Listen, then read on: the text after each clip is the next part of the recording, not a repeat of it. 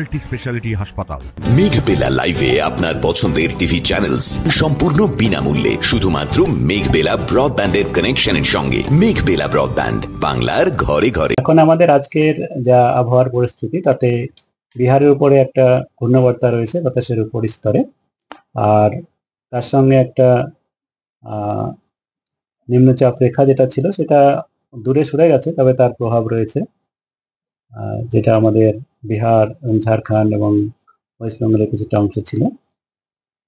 এর প্রভাবে আগামী কয়েকদিনের যেটা আমাদের আবহাওয়ার পূর্বাভাস, তাতে আগামী 24 ঘন্টাতে পশ্চিমবঙ্গের সব জেলাতেই, উত্তরবঙ্গ এবং দক্ষিণবঙ্গ সমস্ত জেলাতেই হালকা থেকে মাঝারি বৃষ্টিপাত সব জায়গাতেই হওয়ার সম্ভাবনা রয়েছে, প্রায় সর্বত্রই।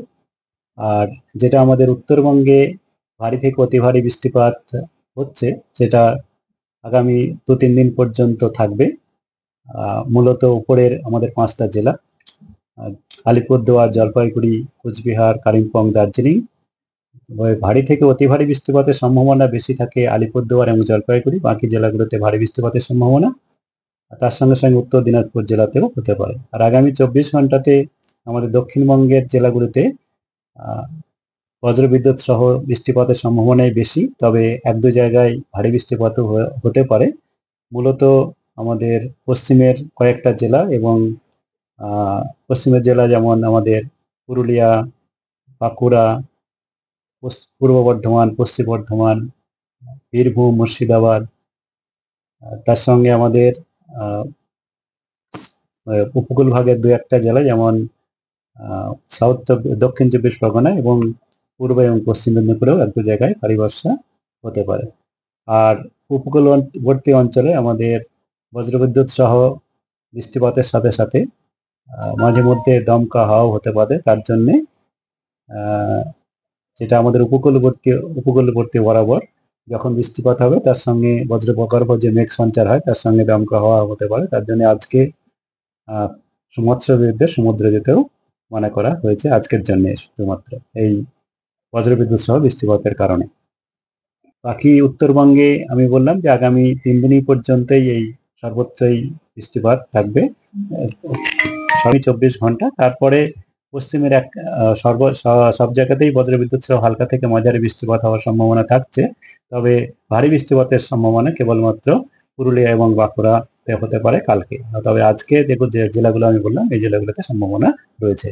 কলকাতা ও তার পার্শ্ববর্তী অঞ্চলে যেটা সম্ভাবনা রয়েছে, তাতে সাধারণত মেঘলা আকাশ থাকবে। আজ কয়েক পশলা হালকা থেকে মাঝারি বৃষ্টিপাত বজ্রবিদ্যুৎ সহ অলরেডি আমাদের সকাল থেকে কয়েক পশলা হয়েছে, আরো কয়েক পশলা হালকা বৃষ্টিপাত হওয়ার সম্ভাবনা রয়েছে।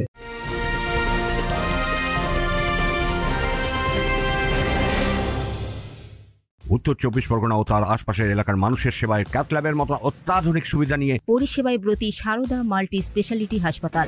একই ছাদের তলায় মানুষ সাধারণ চিকিৎসা থেকে শুরু করে 24 ঘন্টা cath lab, MRI, CT scan, এনআইসিইউর মতো সুবিধা এবার থেকে পেয়ে যাবেন সারদা মাল্টি স্পেশালিটি হাসপাতালে। প্রয়োজনে যোগাযোগ করুন 033-2592-0730, 2593-0730, 2593-3562 ও 9331275635 নম্বরে। আমাদের ঠিকানা Royal Park, Kalyani expressway, Barrackpore, Kolkata 7,01,21। Sarada multi speciality হাসপাতাল, পরিষেবাই হোক আমাদের মূল লক্ষ্য।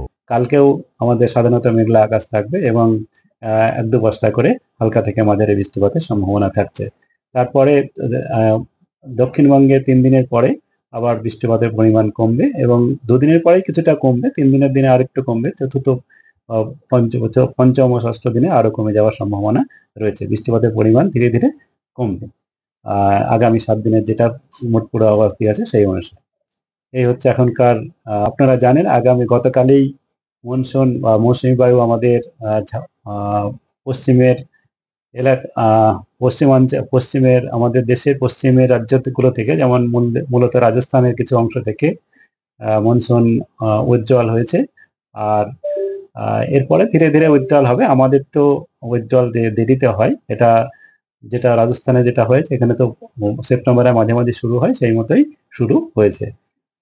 আর মনসুনের বা মৌসুমী বায়ুর প্রভাব আমাদের বর্ষাকালের যে বৃষ্টিপাতের পরিমাণ, যেটা হয়েছে আমাদের এখনো পর্যন্ত 1 জুন থেকে আজকে 15ই সেপ্টেম্বর পর্যন্ত এখানে আমাদের পশ্চিমবঙ্গে অ্যাজ এ হোল মানে সর্বজ্ঞে সর্বমোট মিলে যেটা বৃষ্টিপাত হয়েছে সেটা স্বাভাবিকই হয়েছে। 1225.6 মিলিমিটার হয়েছে, 1198.1 মিলিমিটার স্বাভাবিক হয়, 2% পজিটিভ সাইডে আছে, এটা স্বাভাবিক। আর যদি আমি উত্তরবঙ্গ আর দক্ষিণবঙ্গ আলাদা করে বলি, তাতে দক্ষিণবঙ্গের ক্ষেত্রে 10% পজিটিভ সাইডে আছে, কিন্তু স্বাভাবিক রেঞ্জেই রয়েছে, 1136.8 মিলিমিটার হয়েছে, আর 1034.4 মিলিমিটার এই সময় পর্যন্ত হয়ে থাকে। উত্তরবঙ্গে যেটা হয়েছে সেটা স্বাভাবিক রেঞ্জেই রয়েছে, কিন্তু নেগেটিভ সাইডে আছে, এটা 1495.2 মিলিমিটার হয়েছে, 1695.1 মিলিমিটার এই সময় পর্যন্ত হয়। কলকাতার ক্ষেত্রে আমাদের যেটা হয়েছে 1 জুন থেকে আজকে 15ই সেপ্টেম্বর পর্যন্ত 1317.9 মিলিমিটার হয়েছে, 1185.5 মিলিমিটার স্বাভাবিক হয়। তো এখানে আমাদের 11% বেশি রয়েছে, কিন্তু স্বাভাবিক রেঞ্জেই রয়েছে। এই হচ্ছে কত শতাংশ কম? এটা 12% ঘাটতি রয়েছে। ঘাটতি মানে ঘাটতি তো নয়, এটা আমাদের স্বাভাবিক রেঞ্জেই, যেটা আমরা বলি স্বাভাবিক যেটা হয় তার থেকে 19% প্লাস মাইনাস আমরা স্বাভাবিক ধরি, এখানে 12% কমের দিকে রয়েছে।